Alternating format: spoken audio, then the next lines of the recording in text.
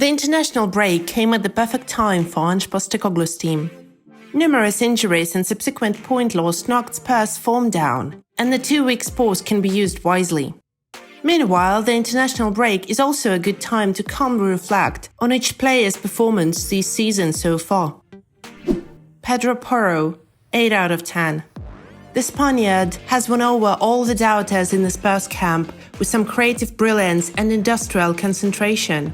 We can only remember 2 glaring mistakes, one against Palace and one against Chelsea, but other than that, the boy is on fire and has been stepping up the quality in every match.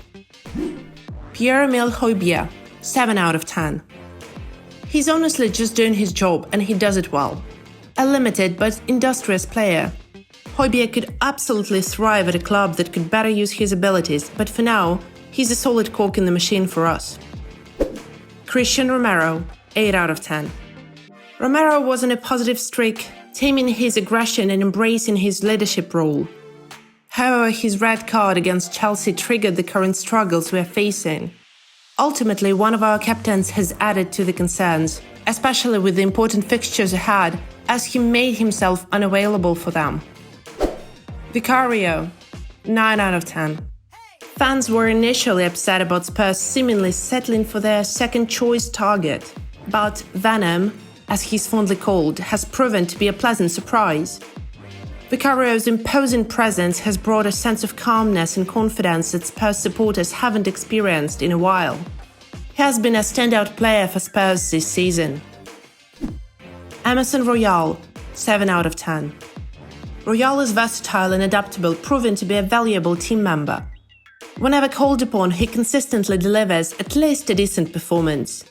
While he's an ideal backup player who ideally shouldn't start, he can be trusted when needed. Brennan Johnson, 7 out of 10. He's been incredibly impressive in the few minutes he's played. It's unfortunate he hasn't had much playing time yet, but he needs to stay consistent, especially since it seems we're going through a tough period.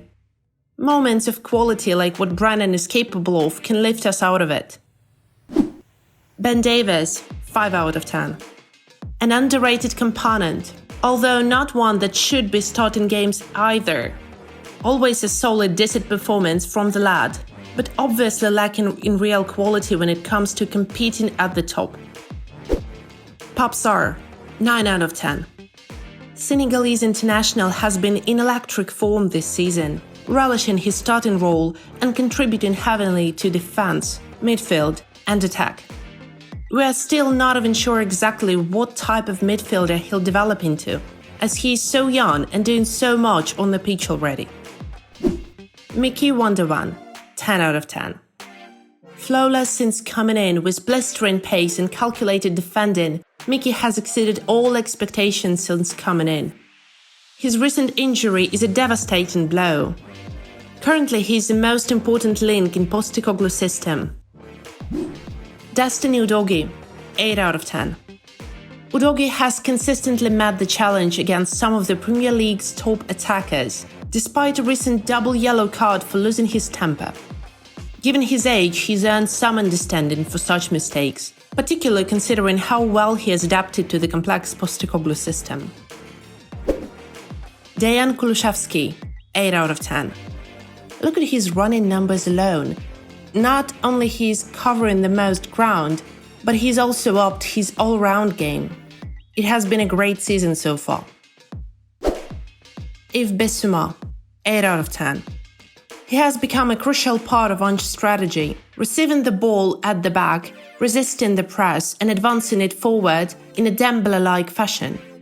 Postecoglou has reintegrated Yves, allowing him to showcase his brilliance from his Brighton days and control the tempo.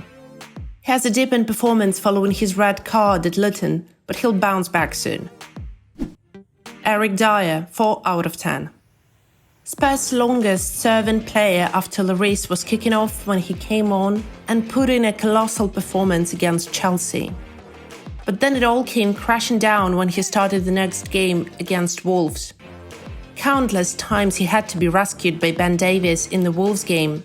Not his fault, just not good enough for the system. Oliver Skipp, 5 out of 10. The guy works hard, but there is room for improvement. Since he's one of our own, let's stick with him. We think he should focus on developing his aggressive side and transform into a solid defensive midfielder. Heung-min Son, 9 out of 10.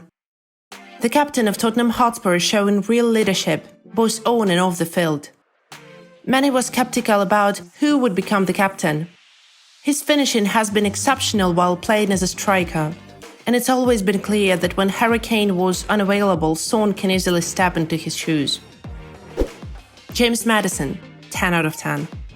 His performances have demonstrated that his price tag was an absolute steal, as the Englishman is a jewel in the crown of Postecoglou's side, exceeding all expectations. The only disappointment that Maddison has offered up would be the injury he suffered, which will keep him out for the rest of the year.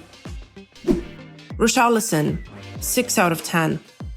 He hasn't been too bad, contributing with some goals and assists, but it's not quite at the level of a mega money signing. Supposedly he's been playing through a significant injury. To be honest, this season might be his last chance to win over the Spurs fans. Ange warned us about rough times, and it seems fans agree that this is one of those periods. Keep faith in Ange Postecoglou. A manager doesn't win 3 Manager of the Month awards in a row for nothing.